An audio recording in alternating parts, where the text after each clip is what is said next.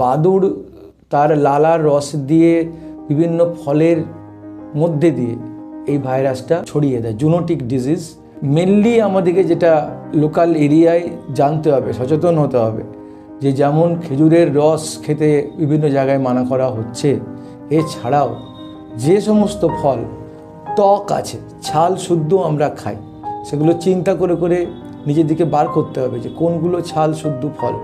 যেমন পেয়ারা, যেমন এই যে এই সিজনে কুল পাওয়া যায়, এছাড়াও সবজির মধ্যে ক্যাপসিকাম, টমেটো, এই যে ফলগুলো সেইগুলোকে আমি বলবো এবার এই জিনিসগুলোকে কাঁচা না খাওয়া বা একদম অ্যাভয়েড করা।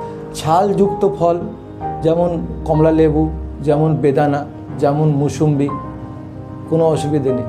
পাকা কলা, কোনো অসুবিধে নেই। আঙুর ছালযুক্ত। কিশমিশ অনেক আগে তৈরি হয়েছে, শুকনো হয়েছে, প্রসেস করা হয়েছে, তার মানে কিশমিশ খাওয়া যেতে পারে, কিন্তু আঙুরটাকে আমি বলবো এখন না খাওয়া।